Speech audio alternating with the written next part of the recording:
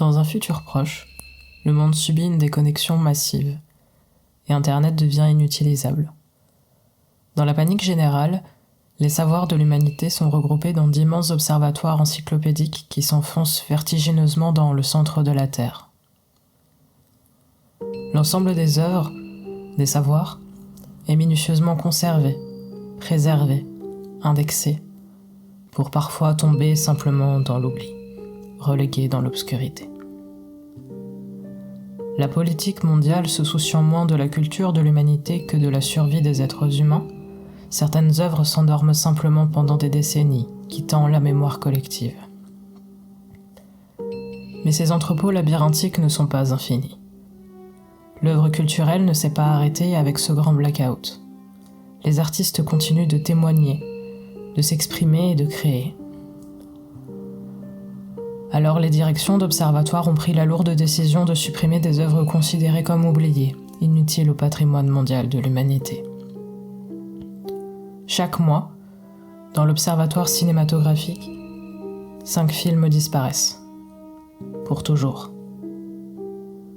Face à cela, une équipe d'analystes du cinéma, des détectives, s'élève contre la disparition des copies des films. À partir du moment où le mandat de destruction est produit, ils ont une nuit pour sauver la galette et prouver comment, par son inspiration et son héritage, elle a contribué à l'enrichissement du patrimoine mondial de l'humanité. Une nuit, avant la disparition du film. À jamais.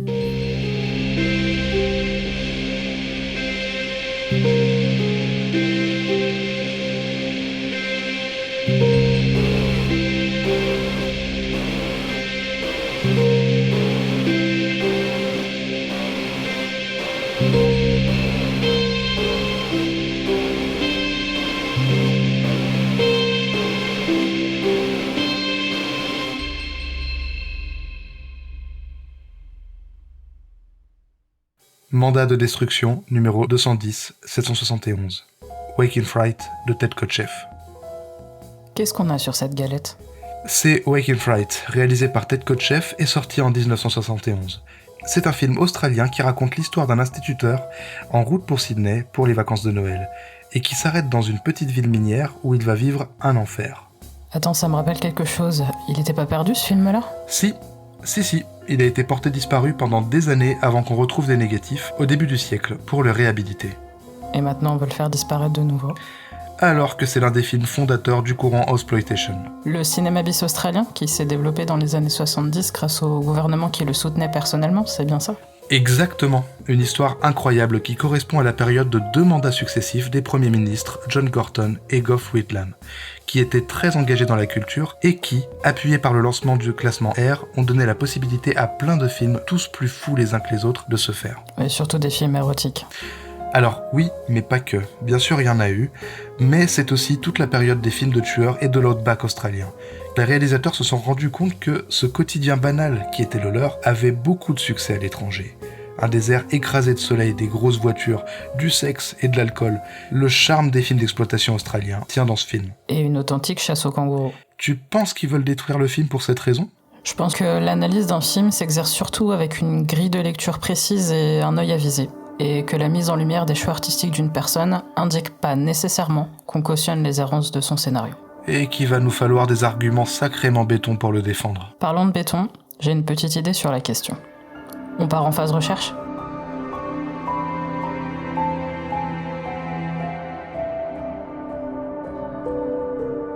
J'ai revu le film. Quelle thématique te parle à toi ? Alors, j'ai un florilège de mise en scène du cauchemar option perte de la notion du temps, un personnage féminin toujours mis en vitrine et en retrait, une structure filmique régie par des changements de lieu, une construction du personnage par rapport au décor, une impossibilité de communication claire entre les personnages, et tout ça dans une petite sauce étalonnage jaune désertique. Et du bruit, beaucoup de bruit. Je crois que j'ai peut-être une piste, j'ai trouvé ça dans les archives. Ari Aster, un réalisateur réputé de ce qu'on appelait bêtement la Elevated Horror, a sorti une liste de ses références à l'occasion d'une projection de son Beau is Afraid. Ah oui, effectivement. La Casa Lobo, les oiseaux, Johnny Guitar. Ouais, ça fait beaucoup de références différentes. Ah, et donc du coup Wake in Fright. Ok. c'est vrai que question changement de décor et impossibilité de communiquer, ça se pose là, Beau is Afraid. Ouais, en effet, Beau is Afraid, c'est l'histoire de Beau, un homme terrifié par à peu près tout ce qui l'entoure, interprété par Joaquin Phoenix, qui entame un périple pour rejoindre sa mère. C'est un film qui n'a pas encore fini de me travailler et qui, je pense, va rester ancré en moi pendant très longtemps.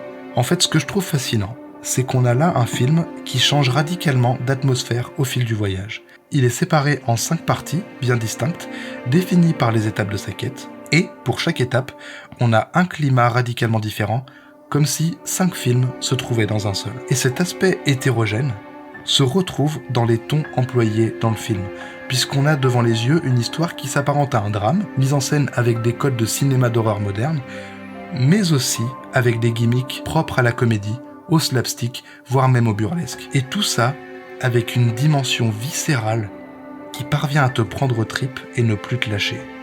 Là où je suis admiratif en regardant Beau is Afraid, c'est que tout ce qui fait de ce film une curiosité, pour les raisons que j'ai citées à l'instant, est parfaitement légitimé par tout ce que le film cherche à raconter.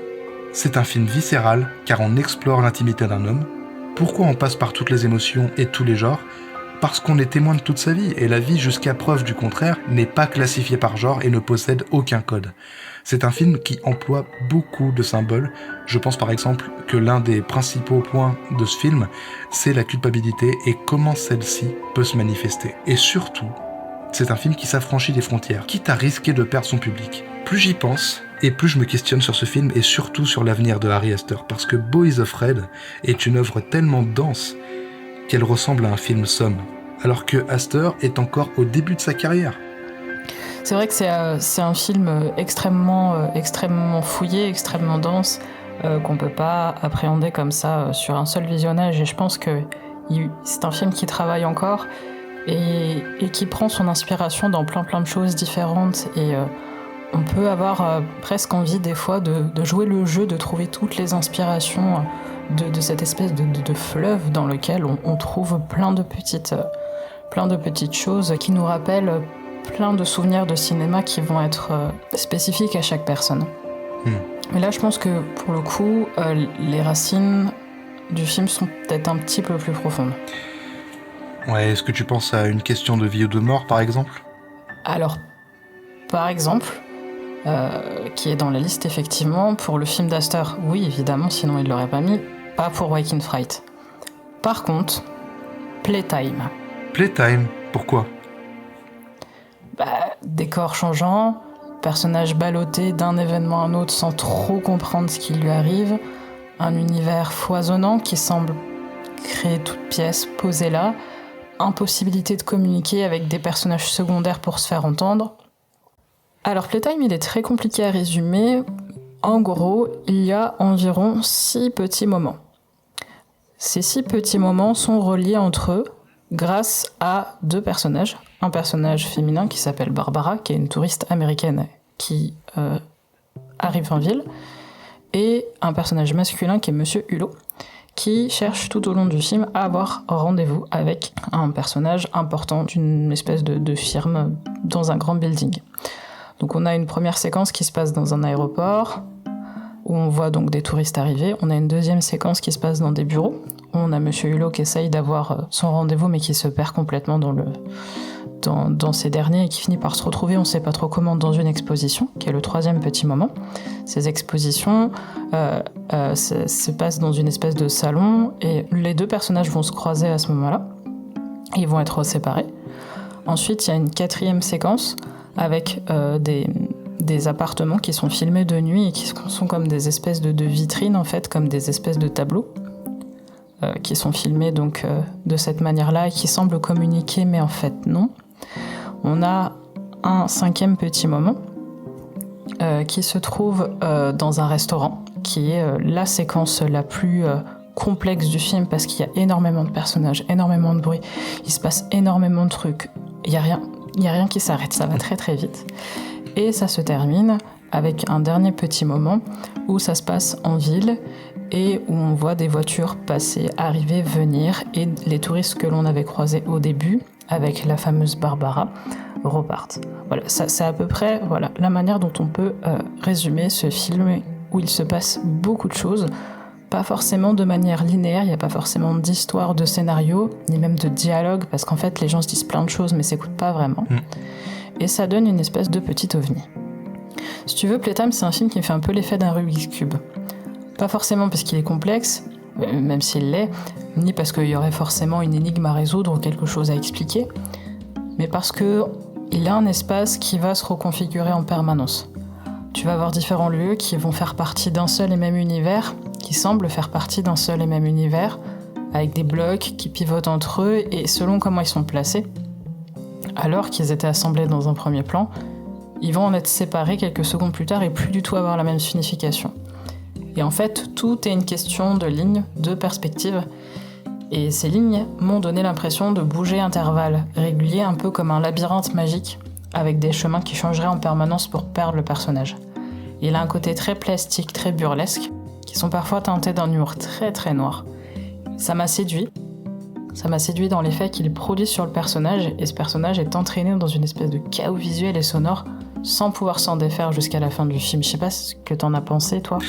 En fait, ce que je trouve intéressant chez Tati et dans Playtime aussi forcément, c'est que en fait on a ce personnage justement, Monsieur Hulot, qui est l'incarnation même de l'archétype des personnages comiques, les Laurel et Hardy, les Chaplin, les Buster Keaton, où en gros on prend ce personnage qui est toujours plus ou moins le même, et on le met dans une situation donnée. Et Playtime, c'est entièrement ça. C'est pour ça, je pense qu'il est aussi compliqué à raconter et à définir. C'est parce que c'est un film qui exploite à fond la carte du comique de situation et qui va expérimenter, qui va mettre son personnage dans un lieu donné et voir comment il se débrouille là-dedans. Et c'est ça que je trouve génial en fait chez Tati et dans Playtime, c'est que on s'affranchit de toute notion de ressort narratif, de suspense, de scénario, etc. C'est juste, ça pourrait être du cinéma muet en fait. Quand les personnages parlent, ils parlent pour parler, mais c'est très secondaire. On a une nappe audio de dialogue, mais par contre, le plus important ici, c'est le visuel, parce que Tati, c'est vraiment un plasticien, c'est un mec qui adore composer ses cadres et qui les compose mais merveilleusement bien. Et c'est fascinant parce qu'il y a un côté à la fois ultra satisfaisant parce que c'est magnifiquement bien cadré, rangé, chorégraphié, mais par contre ça peut amener des gros sentiments d'angoisse ou de malaise par certaines séquences qui utilisent justement le comique de malaise par moment. Et je trouve ça assez dingue en fait. En tout cas, je crois qu'on tient nos arguments. Et je me demande alors, est-ce qu'on pourrait voir dans ces 3 films une question sur le fait que la structure narrative impacterait le comportement de l'environnement, qui impacterait le personnage et donc sa possibilité à communiquer? Alors je sais pas si Playtime a spécifiquement inspiré Joaquin Phoenix, qui aurait spécifiquement inspiré Boys Afraid. Tu admettras que ça fait quand même de sacrées coïncidences et qu'on peut au moins souligner leurs similitudes sans pour autant affirmer des liens directs. Comme par exemple ? Par exemple, prenons la structure narrative. On a une structure narrative qui est, pour ces 3 films, en perpétuel changement. On va avoir souvent des constructions un petit peu en boucle, en miroir. Tiens, par exemple, si on prend Joaquin Phoenix, on a un personnage qui part en train, qui va revenir en train, et on a cette espèce de panoramique en fait à 360 degrés au début, qui va partir du chemin de fer, traverser le désert avec ce mouvement circulaire et revenir en fait à son point de départ. Ouais. Et c'est une espèce de cycle en fait qui va te montrer tout le film en fait dès le départ. Et je crois que c'est quelque chose qu'on voit en fait au niveau des 2 autres aussi, mais d'une manière un peu différente. C'est drôle que tu me parles de ça, parce qu'il y a un élément qui me revient en tête par rapport à Boys Afraid, c'est que on a aussi quelque part une construction en miroir dans le film de Ari Aster, parce que finalement le film commence comme un spectacle. On a littéralement des rideaux des rideaux rouges qui s'ouvrent sur le logo A24. On a ensuite derrière, bon alors après ça c'est de la pure interprétation et je suis peut-être complètement à côté, mais on a ensuite derrière la vue subjective de Beau qui va sortir de sa mère parce qu'il va naître, et on a la vue de la vulve qui fait penser vaguement à des rideaux qui s'ouvriraient sur un écran. Et quelque part, ça me rappelle que le film nous dit au début qu'on regarde un spectacle, et le plan final de Beau is Afraid, c'est nous en train de regarder une arène avec un public, un projecteur en face, comme littéralement un miroir de la salle qui regarde le film. Et du coup, ça nous ramène encore une fois à la fin du film, à la toute fin du film, au dernier plan, à cette notion de nous qui sommes venus voir un spectacle. Il y a quelque chose de cyclique ici aussi, comme dans Wake in Fright quelque part. Oui, quelque chose qu'on regarde à distance en fait, parce que si tu te souviens, le plan du début de Wake in Fright, c'est un plan de très grand ensemble, en légère contre-plongée, comme si nous, on s'apprêtait à avoir un regard circulaire en fait sur une scène sur laquelle des personnages déambuleraient. C'est une scène qui finalement est minimaliste, et tous les décors de Wake in Fright sont minimalistes. Quand ils le sont pas, c'est pour détruire en fait le personnage. Et ça montre que et ça je trouve que contrairement à Playtime, où on va avoir des décors avec des compositions extrêmement chargées en ligne verticale, au contraire dans Wake in Fright on va avoir des personnages qui vont avoir très peu de cadres, à la fois un cadre structurel, un cadre architectural, et finalement pas de cadre civilisationnel pour pouvoir évoluer et a fortiori se contrôler, ce qui peut expliquer d'une certaine manière le chaos dans lequel sombre le film à partir de la deuxième partie. C'est ça que je trouve intéressant aussi, effectivement, dans la différence qu'il y a entre Playtime et Wake in Fright. C'est comme tu le disais, cette notion de décor, et c'est assez intéressant de se dire que quand les lignes verticales de Playtime laissent à penser à la symbolique de l'emprisonnement, on a que des compositions d'images qui ont l'air de te présenter des barreaux à chaque fois, et des personnages qui se déplacent en ligne droite, qui se déplacent selon des codes bien précis, qui sont clairement calibrés, réglés pour évoluer dans cette société. Et on a dans Wake in Fright l'exact inverse, mais représenté exactement de la même manière, c'est-à-dire avec le décor, comme tu le disais, qui est absolument minimaliste, et ce qui fait qu'en fait, c'est comme s'ils avaient trop de liberté, et c'est ce qui favorisait justement ce chaos, cette espèce de jungle humaine au niveau de leur comportement. Et c'est drôle de voir comment deux films ont pas du tout le même climat, mais se servent exactement des mêmes procédés pour exprimer ça en fait, pour représenter une civilisation. Oui, et ça montre que cette civilisation, qu'elle soit cadrée ou qu'elle soit entre guillemets décadrée, il y a une forme de chaos en fait qui se met en place, probablement à cause du fait que justement cette structure, qu'elle soit posée ou qu'elle soit pas posée, elle est jamais qu'éphémère. Et quand elle se met en place, c'est mieux pour se détruire derrière, ou essayer de se mettre en place pour finalement ne pas terminer à se mettre en place. Et c'est quelque chose qui évoque tantôt un sentiment de liberté, tantôt un sentiment d'emprisonnement, finalement peut-être une forme de solitude avec une incapacité à évoluer dans ce décor. Et c'est quelque chose qui est presque pas paradoxal, mais qui m'interroge. Dans Playtime, on va avoir énormément d'espaces délimités par des vitres, par des murs qui sont vitrés, donc des murs qui visuellement n'existent pas.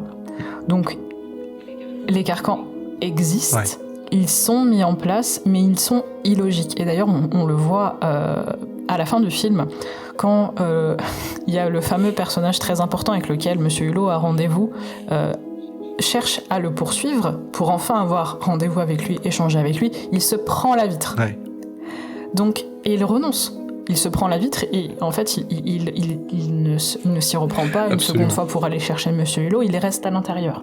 Le mur visuellement n'existe pas, mais il existe, le personnage rentre contre ce mur et repart, donc le carcan, malgré tout, existe. Et ce qui est drôle d'ailleurs, justement, c'est que on a déjà ça, donc déjà c'est cette logique, cet illogisme, et en plus, derrière, plus tard dans le film, Monsieur Hulot va briser la porte vitrée du restaurant, et on a un portier qui est là pour ça, qui est là pour faire le portier, qui est là pour ouvrir la porte aux invités, qui va continuer à ouvrir une porte qui n'existe pas, il va juste garder la poignée de porte dans la main et faire comme s'il avait une porte, parce qu'après tout, ça change rien visuellement. C'est une scène qui est merveilleuse, c'est une scène que je trouve absolument superbe. C'est incroyable. Et justement, donc on a cette idée-là qui est là tout du long, des gens qui se comportent de manière pas toujours cohérente, mais parce que y a des codes qui sont là et on les respecte parce que c'est comme ça. Même dans la même logique, il y a un moment où on voit deux serveurs qui marchent l'un derrière l'autre, et on voit le premier serveur qui enjambe quelque chose, mais qui n'enjambe rien finalement. L'autre serveur derrière, comme il voit que devant, le serveur de devant a enjambé du vide, il va faire pareil, alors qu'il n'y a rien à enjamber. C'est prodigieux comment visuellement on est sur... on a une mise en scène qui est ultra parlante à ce niveau-là, c'est génial. Oui, c'est finalement la mise en scène qui instaure une forme, entre gros guillemets, de dialogue que les personnages ne peuvent potentiellement pas avoir, ou du moins qui détournent les codes d'un dialogue entre les personnages pour avoir un dialogue avec l'environnement. Et justement, quelque part, c'est ce que je m'étais dit quand j'avais revu Playtime. Je me disais que, déjà, on sait que les dialogues, concrètement, pourraient s'en passer. Mais je me suis rendu compte, j'ai l'impression vraiment que le film est construit comme une série de comic strips. On pourrait faire des captures d'écran de toutes les scènes et les poster au New Yorker avec juste une légende à la limite en bas. Mais voilà quoi, je trouve ça... En fait, c'est génial à quel point son cinéma est visuel et à quel point il parle sans employer de mots. Je trouve ça fantastique. Oui, on est sur du mime, on est sur de l'expression complètement expressionniste en fait, entre guillemets, même si bon là pour le coup on est... Il y a une inspiration expressionniste, mais on est bien évidemment plus dedans à ce moment-là. Mais il y a une forme de théâtralité qui ici est effectivement extrêmement présente et qui montre que oui, en fait, ici on se passe des mots, alors qu'on aurait besoin des dialogues pour se focaliser sur une certaine forme de narration linéaire. Ici, c'est le décor qui raconte tout. Et en fait, le décor, entre guillemets, est simple, puisqu'il est cloisonné. Il est entièrement cloisonné. C'est un décor qui est entièrement artificiel, notamment dans Playtime, pour le coup. Et c'est aussi le cas dans Wake in Fright, parce que même si on a l'impression de ce désert, qui s'étend jusqu'à l'horizon, les personnages ne sortent pas de leur toute petite ville minière dans laquelle le personnage de John va passer ces quelques jours là d'enfer, ces quelques semaines d'enfer. Il y a un enfermement ici qui est évident, mais qui n'est pas forcément celui qu'on attendrait. On est sur un univers effectivement qui est très très cloisonné dans les trois films, cloisonné par la tête des personnages principalement, cloisonné par les lignes du plan, par le plan lui-même, par le cadre lui-même. Et ce qui est important, je trouve, c'est qu'il y a un travail sur les couleurs qui se fait à partir de là. Tout est très jaune dans Wake in Fright, tout est de plein de couleurs différentes dans Boys Afraid, mais des couleurs toujours très très fortes. C'est un chaos visuel, c'est presque agressif pour l'œil. Dans Playtime, tout est gris. Il y a une teinte générale grise qui renforce l'univers cloisonné dans lequel on se trouve. Exactement, et justement dans Playtime, c'est tellement une intention, c'est tellement le décor est tellement conçu dans ses moindres détails pour le film que Jacques Tati s'est retrouvé à faire construire une mini-ville exprès pour le tournage de ce film qui a été appelée Tativille et qui n'est faite que en nuances de gris. Le film, c'est 50 nuances de gris. Dommage qu'on l'ait pas sauvé, ce film-là. Pourquoi ?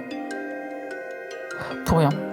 Mais oui, effectivement, Tati a construit un bout de ville entièrement, en fait, pour ce film-là. Et je trouve que ça rappelle fortement un truc, pour le coup, là, c'est une interprétation parmi d'autres qu'on peut avoir de Beau et The Fred par rapport au personnage de la mère. Ouais. Qui, quand le personnage de Beau rentre dans la maison, constate que potentiellement, en fait, sa mère aurait construit un bout de rue entière pour mettre son fils dedans. Ouais, effectivement, c'est que, en fait, on se rend compte que quand on voit la tête de tous les employés, qu'il y a pas mal de monde qu'on a vu tout le long du film, finalement même pas que dans sa rue à Beau, mais tout le long du film. Mais effectivement, il y a certaines têtes qu'on retrouvait dans sa rue. Et puis même quand on y pense, au début du film, quand il est dans la supérette en face de chez lui et que tout le monde se retrouve, tous les habitants de la rue se retrouvent à aller chez lui, on a une rue complètement vide. C'est un décor de cinéma, c'est un studio le truc. Et c'est exactement, c'est vrai que ça laisse à penser. En tout cas, il y a quelque chose de très étrange et ça rappelle un faux décor, quoi. Ça rappelle clairement un décor de cinéma. Mais du coup, dans ce cas, je pense qu'il y a une question qui se pose évidemment pour les 3 films. Il y a un personnage qui part, puis il revient. Ouais. Est-ce qu'il a vraiment vécu tout ce qui s'est passé ? Par exemple, dans Beau et The Fred, est-ce qu'il y a un moment donné où il y a un basculement et où ce qui a été vécu a pu ne pas l'être ? Quelque chose m'a frappé dans Waking Fright. On définit très clairement, le synopsis le définit très clairement, le film définit très clairement tout ce passage dans l'outback australien comme une escale. Une escale qu'il fait avant d'aller donc à Sydney passer les vacances de Noël.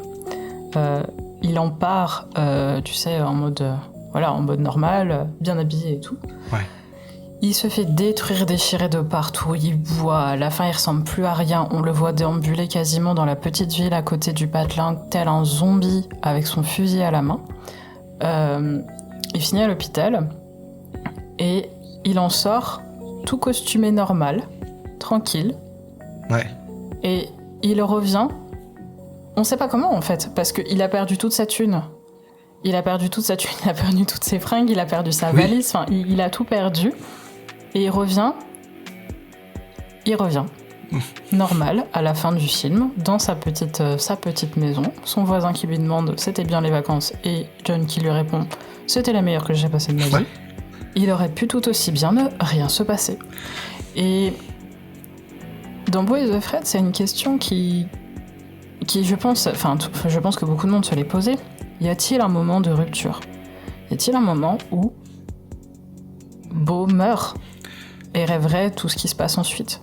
Ou au contraire, c'est une question qui n'est pas à être posée pour la structure du film et la reconfiguration de tous ces lieux. C'est un peu ce que je m'étais demandé aussi, effectivement. Je suis allé le voir 2 fois, Beau et The Fred, et la première fois, en ressortant du film, déjà je me suis posé 1000 questions, mais surtout, une des grosses questions que je m'étais posée, c'était ça, c'est qu'est-ce qui est vrai, qu'est-ce qui ne l'est pas, comment je dois interpréter finalement les événements du film. Et je me suis rendu compte d'un truc, c'est que ce soit vrai ou pas, que Beau ait vécu tous ces événements ou non, je pense que ce qui est intéressant dans ce film, c'est de le prendre comme une fable, et de prendre les événements comme des symboliques du propos que veut faire passer le film dans tous les cas. Finalement, que Beau soit mort ou pas, ça change rien au propos sur sa relation toxique avec sa mère.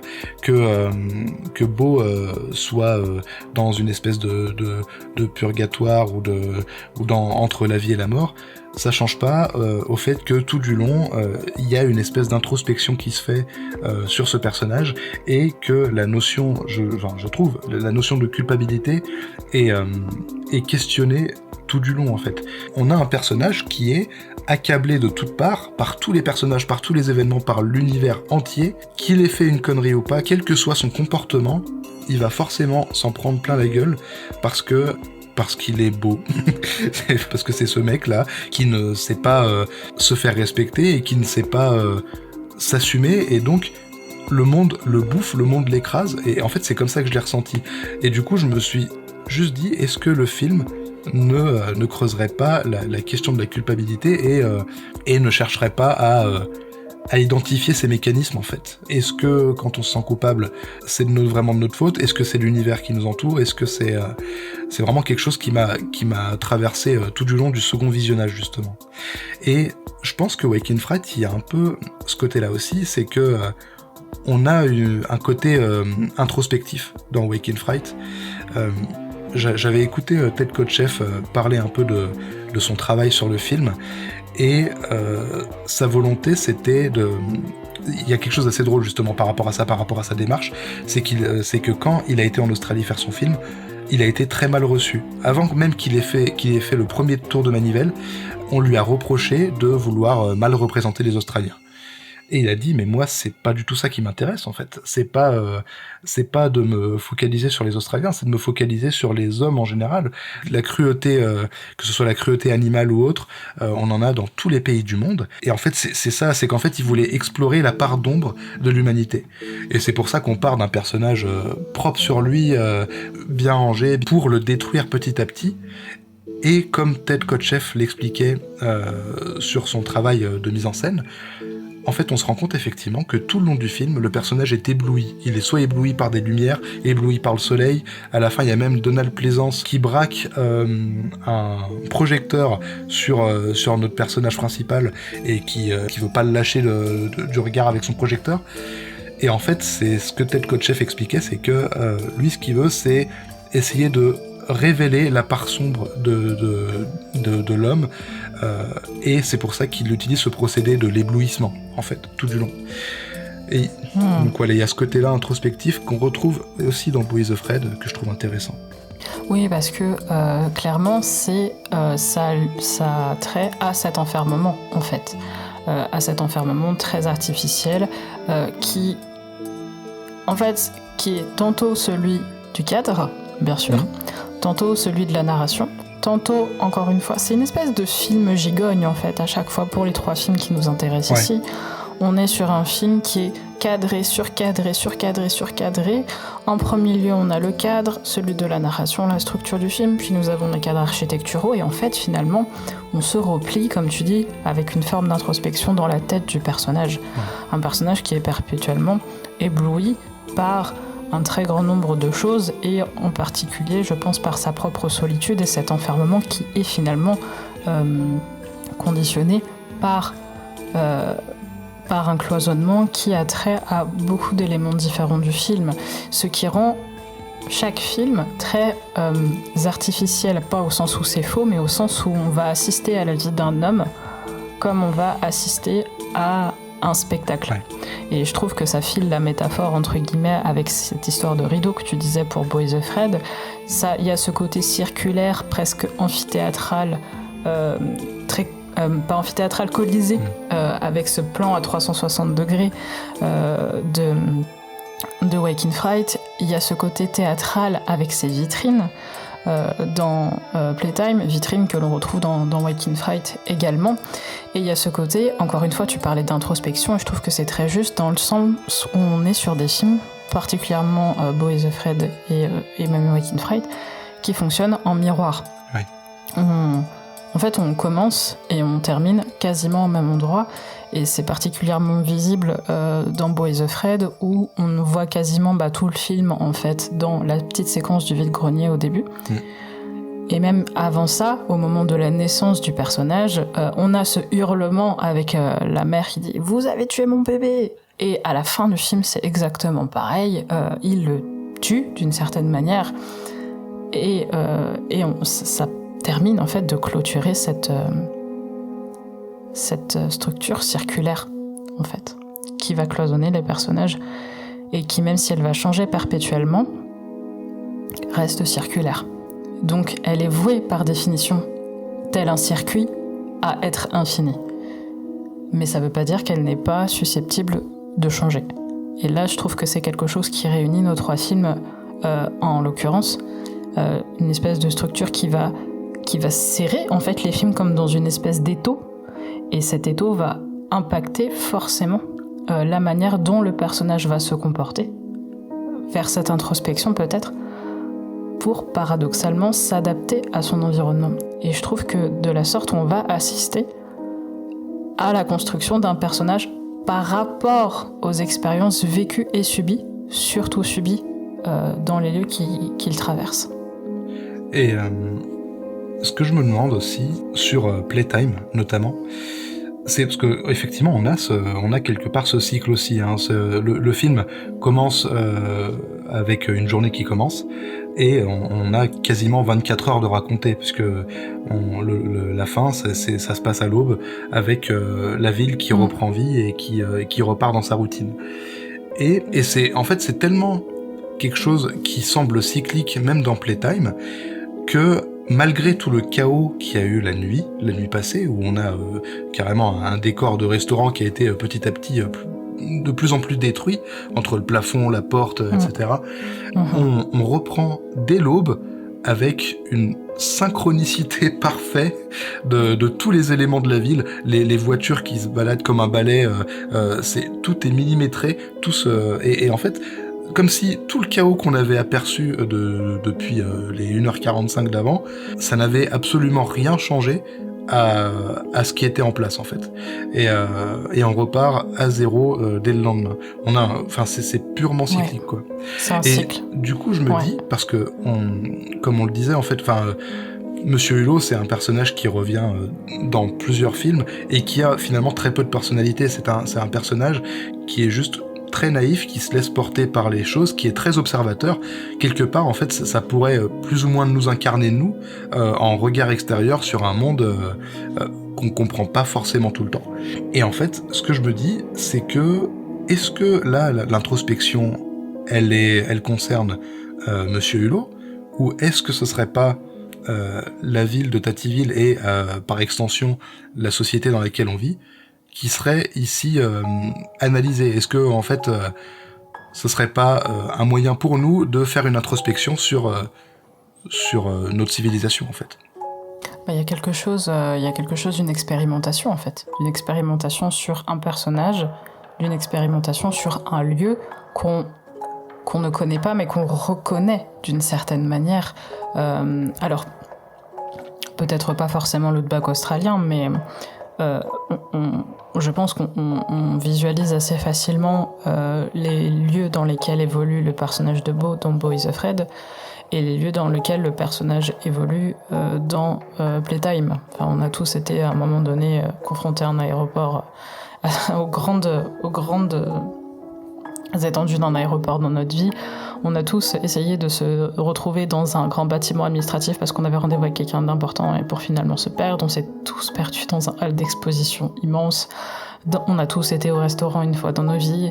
Et dans Boys of Red, c'est un peu pareil finalement. Bon, il y en a qui, et c'est très bien pour eux, n'ont jamais fait d'expérience avec les hôpitaux ou ce genre de choses, ou dans les rues terribles comme celle dans laquelle vit Beau. Mais il y a ce qui fait l'étrangeté de ces trois films, c'est qu'il y a, je trouve, à chaque fois, une forme de familiarité qui te fait te rappeler que c'est quelque chose qui peut exister. Ouais. Et en même temps, une possibilité de te maintenir toujours à distance, pour justement regarder de l'extérieur une expérimentation de la construction d'un personnage et du rapport à son lieu. Et dans les trois films, on a un personnage qui fait une expérimentation très intense sur lui, soit dans un lieu qu'il connaît pas, soit dans un lieu qui lui est pas familier, soit dans un lieu qui lui est carrément hostile. Et ce que je trouve incroyable, c'est que dans ces lieux qui ne sont pas spécifiquement avenants, on est systématiquement quelque chose qui tient tantôt d'une forme de hasard, tantôt d'une chorégraphie millimétrée. Ouais.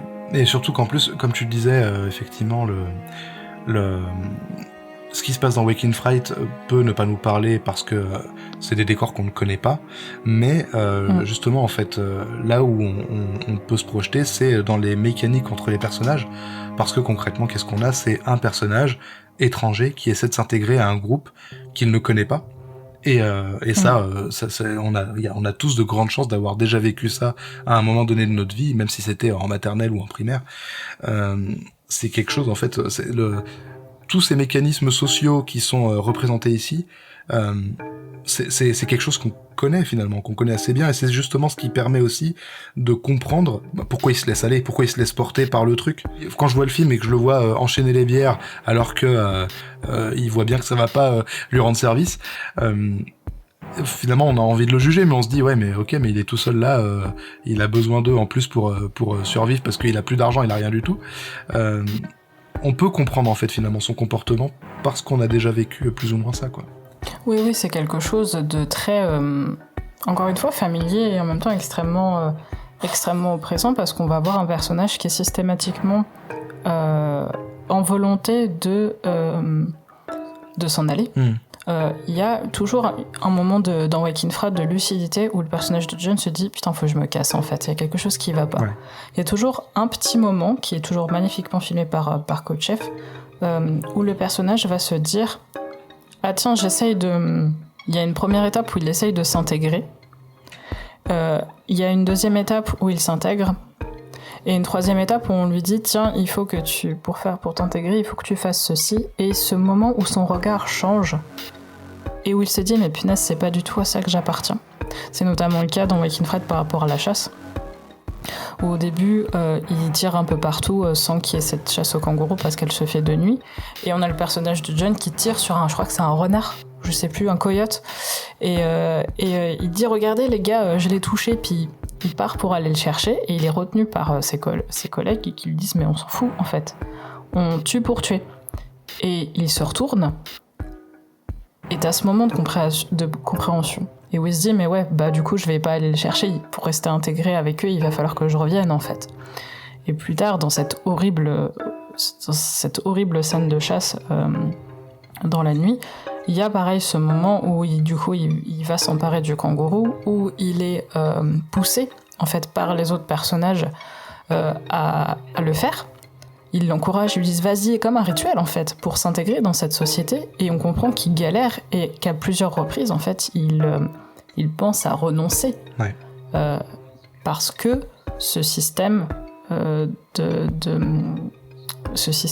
lui plaît plus en fait. Et je trouve que c'est très très fort de voir qu'on a ce personnage qui, à beaucoup de reprises, va vouloir s'en aller de chaque endroit qu'il visite, ou presque, mais n'y arrive jamais parce qu'il est perpétuellement rattrapé par soit un autre personnage, soit une autre circonstance. Ouais. Et c'est exactement pareil pour Playtime, où il va être chassé par exemple de l'exposition parce qu'il arrive au moment où elle ferme, et il va être rattrapé par un autre personnage qui l'alpague. Ou encore dans Boys Afraid, où à chaque fois qu'il veut partir, par exemple pour les obsèques de sa mère, il est retenu par quelque chose. Là en l'occurrence c'est sa blessure. Ces multiples blessures qu'il a eues, le pauvre, où les personnages qui l'hébergent lui disent non, tu peux pas partir maintenant, tu peux pas partir tout seul, c'est pas possible. Et on a un personnage qui veut s'intégrer, et quand il est intégré, comprend que ça ne lui va pas, donc veut s'en aller. Parce qu'il trouve que ce lieu qu'on décrivait jusqu'à présent est oppressant, et il n'y arrive pas parce que ça y est, c'est bon. En fait, c'est un peu la mouche qui va dans le plan de carnivore, en fait. Au moment où il se rend compte qu'il est enfermé, c'est trop tard, en fait. Et c'est vertigineux, je trouve, dans les trois films. Il y a ce côté, en plus, dans Boys Afraid, je trouve que Boys Afraid va un chouï plus loin dans cette mécanique-là, parce que... en fait, déjà, effectivement, à chaque fois qu'il va quelque part, il veut pas y rester parce qu'il a un objectif.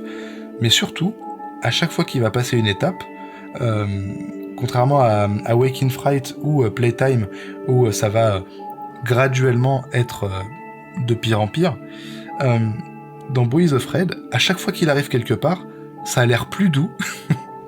Oui, au début, vrai. c'est tout de suite, c'est tout de suite, il a l'air mieux qu'avant, mais à chaque partie, celle-ci va se terminer de plus en plus terriblement en fait. À chaque fin de segment de Boys Afraid, il y a un événement qui va opérer une rupture encore plus forte que son sentiment de douceur qu'il aura pu ressentir au début de la partie. C'est quelque chose d'assez terrible, parce qu'en fait, ça renforce encore plus la notion de désespoir. On sait que quand il va aller quelque part, même si ça a l'air pas trop mal au début, on sait que ça va dégénérer, mais puissance 10 par rapport à ce qui s'est passé avant. Ouais, c'est exactement pareil dans Wake in Fright, parce que autant dans Boys Afraid, c'est quelque chose qui est matérialisé par un changement de lieu, autant dans Wake in Fright, c'est matérialisé par un changement de lieu, mais il y a un pont entre chaque lieu qui est celui de l'alcool, et celui du réveil. Et on remarque que dans Wake in Fright, chaque réveil est pire que le précédent, en partie parce que quasiment au réveil, ils boivent de l'alcool. Ils boivent de l'alcool parce que ils boivent pas d'eau là-bas, ils boivent que de l'alcool. Et à chaque fois qu'un personnage boit un verre, tu te dis c'est pas possible, en fait il est là pour se bourrer la gueule. Et alors que ça semble être plus doux, on se dit ça y est, la péripétie est terminée. Il a changé de lieu. Un lieu où on l'a rattrapé, par exemple quand il va chez un autre personnage qui boit beaucoup aussi, j'ai complètement oublié son nom, il le récupère alors qu'il s'était complètement bourré la gueule, il le ramène chez lui, tu te dis ça y est, c'est bon, on va prendre soin de lui, ça va bien se passer. Pas du tout, c'est encore pire. C'est encore pire, et chaque réveil est pire que le précédent.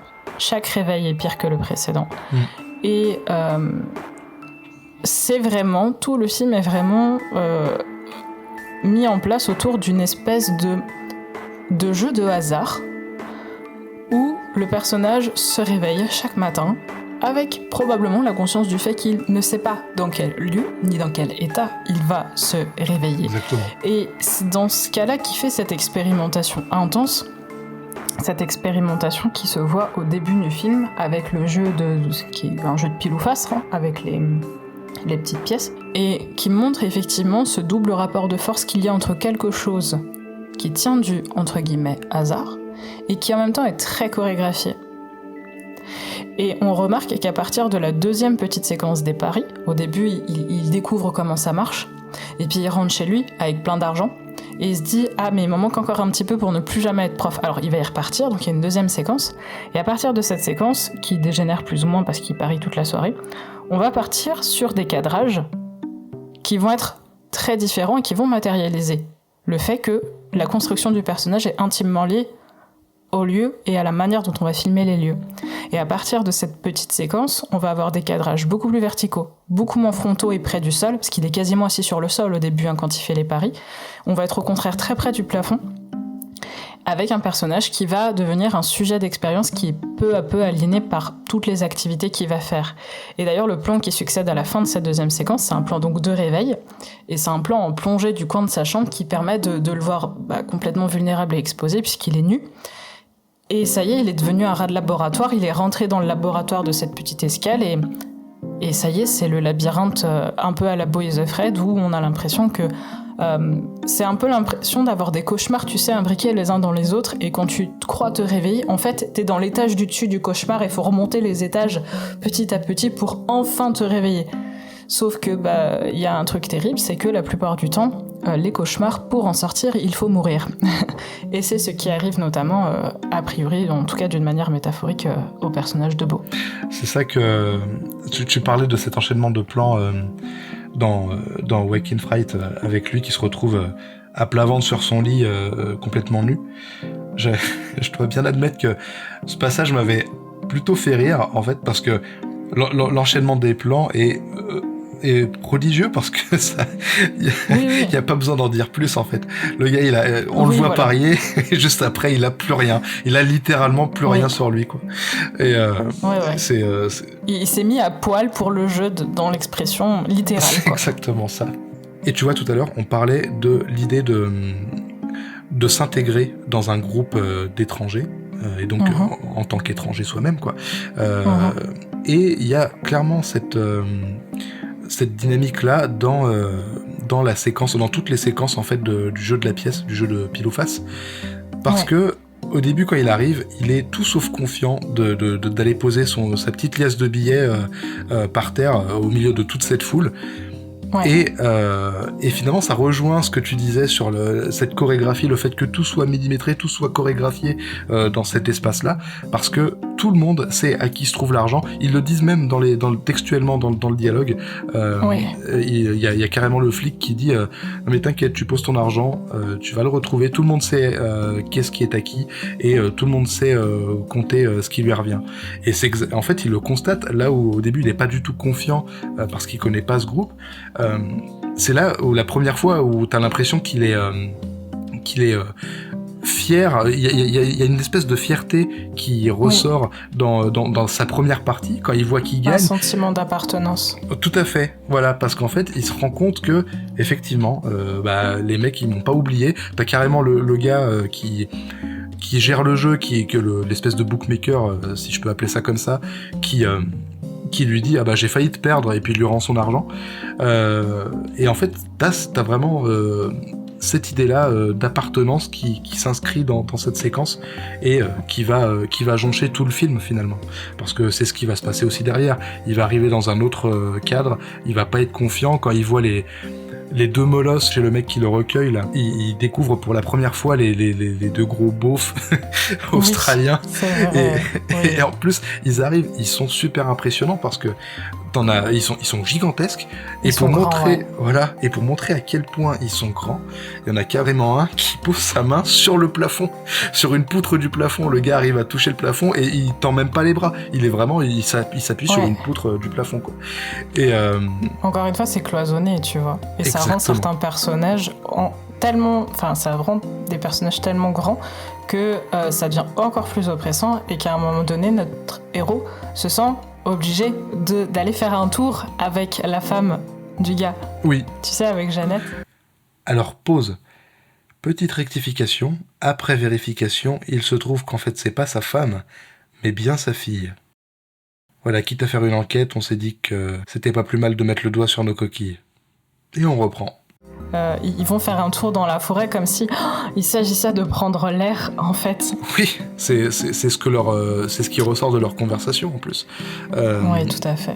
Elle suffoque littéralement dans ce cadre, quoi. Et en plus, tu la vois, elle a l'air d'être... elle est au bout de sa vie. La tête qu'elle fait, elle est complètement déprimée de vivre dans ce climat-là. Et c'est vrai que pour les deux, c'est une bouffée d'oxygène, effectivement, de s'éloigner et de partir ailleurs. Oui, de sortir de cette chorégraphie, en fait. Et qui, je trouve, ressemble...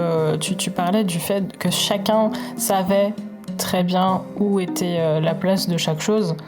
Ça me fait penser très clairement cette séquence des paris à la séquence du restaurant, en fait, dans Playtime.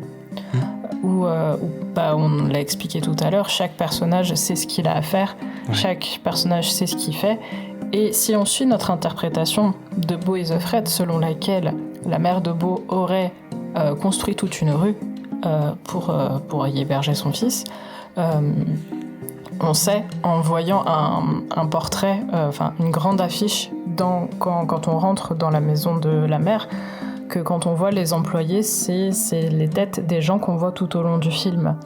Et ce sont en fait potentiellement les gens qu'on voit dans la rue, des acteurs, mais des doubles acteurs, tu vois. Il y a une vraie théâtralité dans la manière de gérer cette rue dans Beau et The Fred. On le voit même dans la manière dont Beau est conditionné par cet environnement.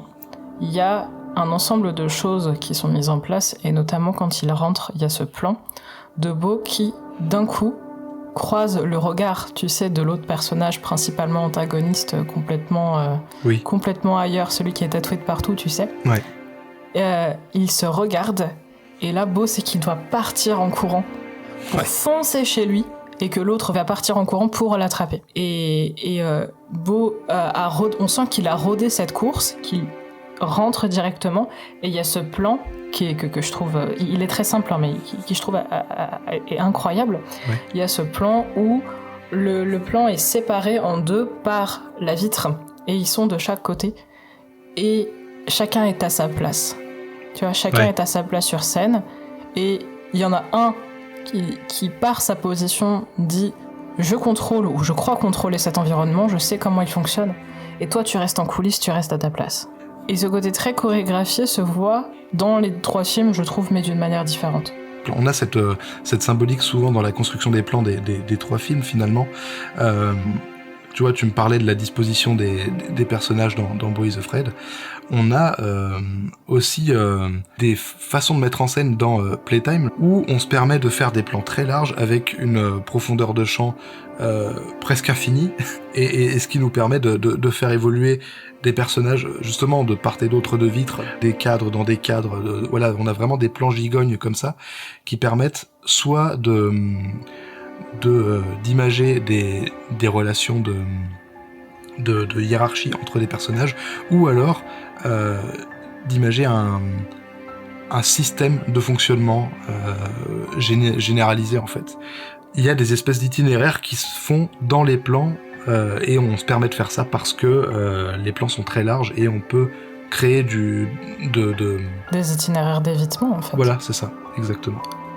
On va avoir tantôt des plans et des personnages qui vont communiquer ensemble mais sans le savoir, et en fait ils vont communiquer ensemble par leur volonté de ne pas vouloir communiquer, c'est-à-dire de se taper dessus. Ouais. Et en fait il y a une communication mais qui est prise sous un autre angle. Elle est pas... Beau et ce personnage qui se court après n'échangent aucun mot. Ils échangent un regard et par ce regard ils comprennent qu'ils vont se courir après, comme si c'était un jeu morbide qu'ils avaient instauré en fait. Et on sent que c'est une habitude, que c'est une malheureuse habitude, que le personnage ne peut pas rentrer en sécurité chez lui seul le soir, et que c'est quelque chose à laquelle il est malheureusement habitué. Et il y a une communication qui est prise sous un autre angle, et cette communication elle est visuelle. Elle se fait entre les personnages par le regard, et elle se fait par les plans. Et c'est quelque chose qu'on voyait déjà dans Playtime avec la séquence de ces appartements vitrines, où on croit au début que les personnages sont séparés simplement parce qu'ils sont dans la même pièce et qu'il y a deux immenses vitres qui font partie d'une même pièce. Et tu comprends qu'en fait ils sont séparés par un mur et ils sont pas du tout en train de se parler. Ils sont chacun en train de faire des choses. Donc dans le chant, ils communiquent.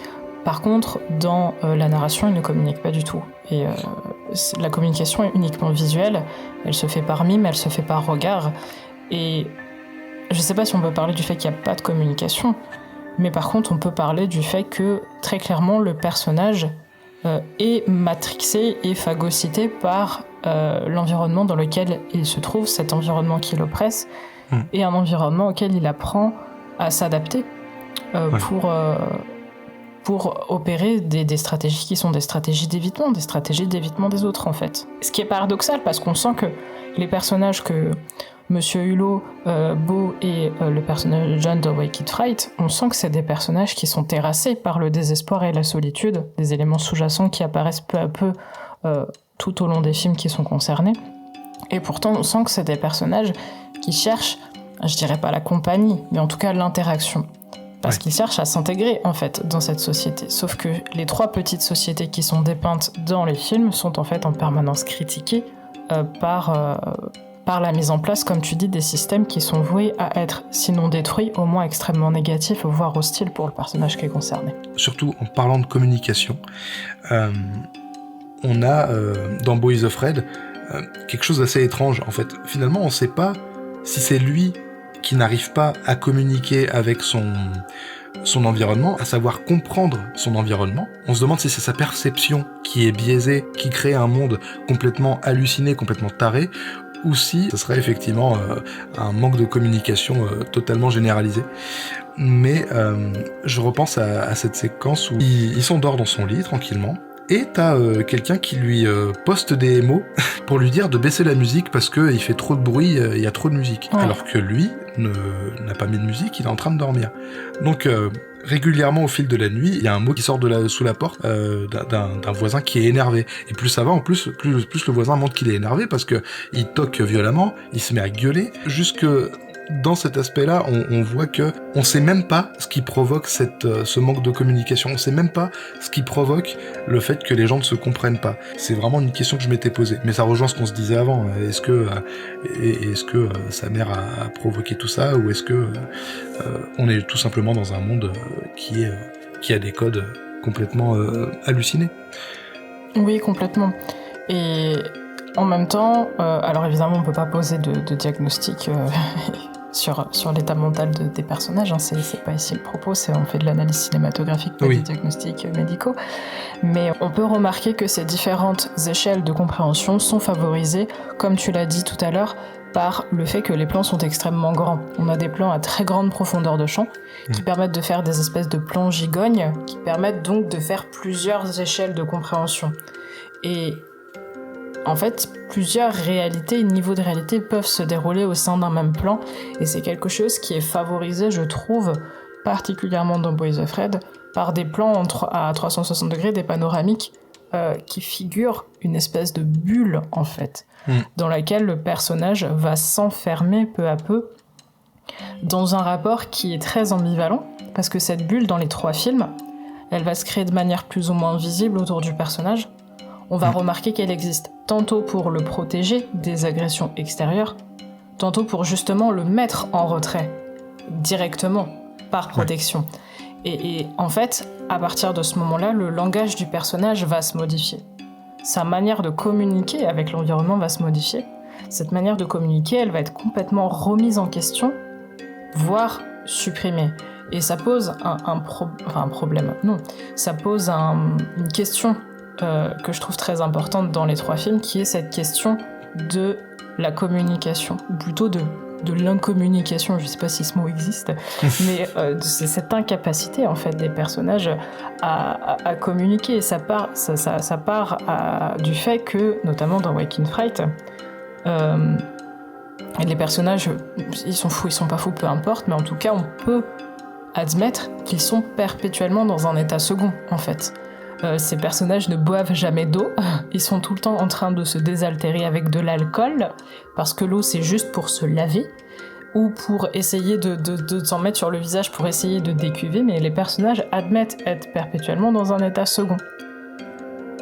Et à partir de là, ça va affecter sa manière de communiquer.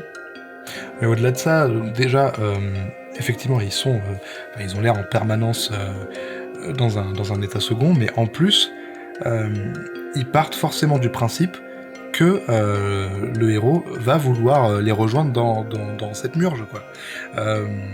En fait, dès le début, c'est tout juste si on lui impose pas de boire, de s'enfiler une bière. Et quand il est même pas quand il l'a fini, c'est quand il a bu 3 gorgées, on lui dit t'en veux une autre, il dit bah non je l'ai pas fini, il dit bah finis là, je vais t'en chercher une autre. Il y a ce côté dans ce film, t'inquiète pas, je sais ce que tu veux toi. et on a exactement ça aussi dans les 2 autres films, dans Boys Afraid et dans Playtime. Dans Playtime, on a à chaque fois que Monsieur Hulot se retrouve confronté à un personnage, celui-ci va l'emmener quelque part, ou va lui dire il faut que t'ailles là-bas. En fait, quoi qu'il se passe, on va dire à Monsieur Hulot quoi faire, et si on lui dit pas quoi faire, on lui dit ce que lui il veut faire, alors que lui n'a même pas le temps d'en placer une. Et c'est d'ailleurs ce qui va le mener dans toutes ces péripéties tout le long du film, en fait. C'est parce qu'il est ballotté d'un point à un autre, parce que il y a tel ou tel personnage qui lui a dit de faire ça, ou qui l'a emmené quelque part. Et dans Boys Afraid, concrètement c'est ça, parce que s'il voulait se contenter juste d'aller voir sa mère, il aurait fait ça bien plus vite, alors que là, il se retrouve, comme on l'a dit tout à l'heure, il se retrouve coincé dans une première famille, ensuite il se retrouve à devoir assister à une pièce de théâtre au milieu d'une forêt, ensuite, voilà, à chaque fois, il a jamais son mot à dire. Et depuis gamin, parce que on n'a pas parlé des flashbacks de quand il est gamin, mais c'est exactement la même chose. Quand il est gosse, c'est sa mère qui décide tout pour lui. Et surtout, en plus, c'est sa mère qui le charge de culpabilité et qui ne le laisse même pas lui-même réfléchir sur son comportement, en fait. C'est un mauvais fils, voilà. Ta mère te l'a dit, t'es un mauvais fils, donc cherche pas à le réfléchir. Il y a aucun dialogue possible. Il y a littéralement aucun dialogue possible dans les 3 films, en fait. Complètement. Et c'est effectivement des personnages qui vont se laisser balloter n'importe où, parce que de toute façon, qu'ils fassent quelque chose ou qu'ils ne fassent pas quelque chose, et c'est particulièrement valable dans Boys Afraid, le personnage va être culpabilisé. On l'a dit plusieurs fois, il y a un lourd climat de culpabilisation, de culpabilité qui va embaumer le film. Parce que soit les personnages vont l'accuser de quelque chose qu'il n'a pas fait, soit des gens vont mourir à cause de lui parce qu'il a fait l'erreur simplement de se trouver au mauvais endroit au mauvais moment, jusque dans cette séquence finale de procès qui va se terminer dans une espèce d'arène. Et je trouvais que c'était intéressant que tu parles des flashbacks, de ce côté enfant, parce que même quand il est enfant, c'est pareil. Et dans Waking Fright, c'est quelque chose que l'on voit également, où on voit que comme le personnage de Beau et le personnage de Monsieur Hulot, John va se laisser balader n'importe où. Et je trouve que c'est une situation extrêmement cocasse, parce qu'à la base, John, c'est une figure d'autorité. C'est un professeur, c'est un maître d'école. Et c'est une autorité qui est bien assise au tout début du film, parce que le film commence dans un silence absolu, alors que le personnage de John est assis en face de sa classe. Tous les enfants l'écoutent religieusement, écoutent le silence. Et mais la séquence est longue, elle doit durer une bonne minute. Les enfants vont rester immobiles et silencieux, ils vont attendre qu'il les autorise à sortir. Et là, c'est lui qui va attendre d'être autorisé. Enfin, il va pas attendre, mais il va être saisi par un mouvement général qui sera impulsé systématiquement par un autre personnage. Il ne va plus avoir d'autorité sur sa vie, et surtout, il va plus avoir d'autorité sur quelque chose d'extrêmement important, qu'est le temps. Ouais. Et c'est ça aussi, quelque part, ça rejoint aussi le fait qu'il n'y ait pas de communication, même dans sa vie de tous les jours finalement, parce que on est d'accord, c'est un instituteur. Il est censé enseigner à des enfants. Ouais. Il n'y a pas une seule personne qui parle. Il y a pas un seul échange, comme tu l'as dit. Donc tu te demandes ce qu'ils foutent là. Tu te demandes. En fait, ils sont juste régis par des codes. Bon bah, il faut qu'on soit là, il faut qu'on soit à l'école. Vous êtes des élèves, vous devez être là. Moi, je suis un instituteur, je dois être là. Mais il fait pas du tout son rôle d'instituteur. C'est fantastique. Oui, voilà, c'est ça en fait. On se retrouve face à des personnages qui, parce qu'ils sont oppressés, en partie parce qu'ils sont oppressés par leur environnement, ne savent pas quel rôle ils doivent tenir. De telle sorte qu'ils sont encastrés dans un rôle par différents moyens. Dans Boys Afraid, il a un rôle malgré lui quand on lui dit « Tiens, faut que tu t'habilles de cette manière-là ». La première fois que quelqu'un vient aborder le héros de Waking Fright, c'est une intrusion. Ouais. C'est le bras de l'étranger qui va rentrer dans le cadre de manière intrusive pour lui allumer sa cigarette, qui va ainsi donner le ton de tout le film. Et dans Playtime, c'est pareil. On va avoir des personnages qui vont s'alpaguer en permanence, qui vont bavarder en permanence, mais qui vont finalement pas s'écouter. Et on va avoir des personnages qui presque projettent en Monsieur Hulot ce qu'il s'imagine, si bien que personne d'autre ne va le laisser parler, et lui, peut-être par timidité ou parce qu'il en a pas envie, je ne sais pas, va se laisser porter par les événements, et c'est quelque chose qu'on voit également, je trouve, dans Boys Afraid, pour le coup. Ouais. Je pense qu'on a pas mal creusé certains points en commun des trois films. Comment on pourrait résumer tout ça ? Déjà, on peut se rappeler que ces films, même s'ils entretiennent pas forcément des liens directs, ont des similitudes qui peuvent leur permettre d'avoir des liens qui sont parfois ténus, qui sont peut-être qui mériteraient peut-être un petit peu plus de profondeur, mais qui existent. Et ces liens, parce qu'ils existent, montrent que des communications peuvent s'établir entre différents films, qui peuvent ainsi alors qu'ils semblaient parfaitement inutiles, jouer un certain rôle dans une compréhension générale de l'histoire du cinéma. Et là, avec Waking Fright, on ne peut pas considérer que c'est un film inutile, et on ne peut pas considérer que c'est un film qui peut disparaître. C'est un film qui s'est nourri d'inspiration, parmi lesquelles potentiellement Playtime, et qui a inspiré, cela nous le savons, des films postérieurs, comme par exemple Boys Afraid, puisqu'il se trouve dans la liste. Et donc, je pense que ces différents films se centrent sur plein d'axes, parmi lesquels nous avons détaché les trois principaux en discutant, qui sont cette structure qui va changer perpétuellement sous forme de cycle, avec une structure qui est définie par des changements de lieu, des décors qui sont étudiés pour rendre compte du contexte instauré par une forme de civilisation, et une mise en scène qui est toujours étudiée pour rendre compte du personnage évoluant dans un cadre donné. on va aussi avoir cette construction du personnage qui va se faire par rapport à son lieu, avec des séquences qui vont apparemment être détachées, mais qui font sens à partir d'un lien spécifique, qui est en général un personnage qui est détaché des autres, qui est plutôt candide, et qui va se faire emporter malgré lui dans le chaos de l'univers dans lequel il évolue. Et on va avoir un personnage qui va aller dans un lieu qu'il connaît pas et qui va se faire dévorer, en fait, gangréner par le dit lieu. Cela va le rendre incapable de communiquer, parce qu'il ne peut pas avoir des explications claires sur les choses qui se déroulent autour de lui, et on va avoir en conséquence des séquences qui vont explorer des dynamiques entre personnages, qui évoluent dans un lieu donné, qui fait qu'on va aboutir à une narration par l'image plus que par le dialogue. Et je voudrais te poser une question par rapport à ça. On a établi le fait que on avait le portrait ou l'expérimentation d'une forme de civilisation qui était reculée. À ton avis, peut-on considérer que ces 3 films sont une critique de la société mise en place à ce moment-là ? Alors, je pense que dans tous les cas, déjà Playtime est tellement épuré que pour moi, ça représente 90% du film. En ce qui concerne Wake in Fright, qui a plus un côté existentialiste et introspectif, et Boys Afraid, qui a une telle viscéralité qu'il semble plus se concentrer sur l'individu que sur la collectivité, du moins l'individu face à la collectivité.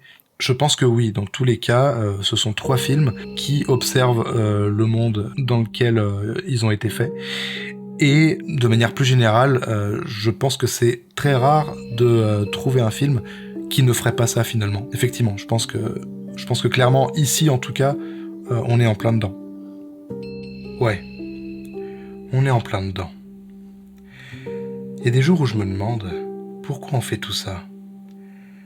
Passer des nuits entières à trouver des arguments pour sauver des films qui, en fin de compte, n'obtiendront qu'un pauvre sursis avant de se trouver à nouveau sur la sellette dans quelques années.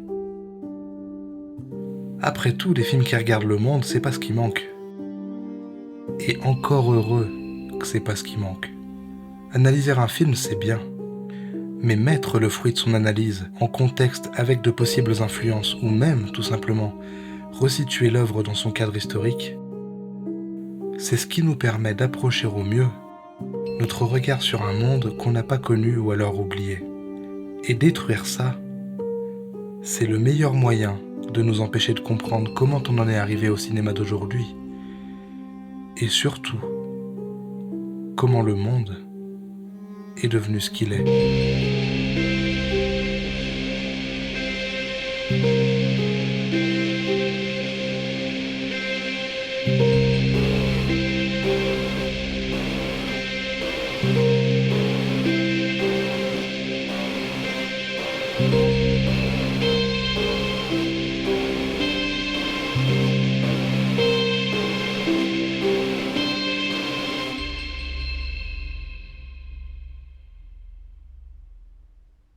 Merci à toutes et à tous d'être arrivés avec nous jusqu'au bout de cet épisode de La Galette, le podcast qui fait de l'analyse cinématographique une enquête. S'il vous a plu, n'hésitez pas à le partager sur vos réseaux, ça nous donne de la force et ça nous fait toujours plaisir.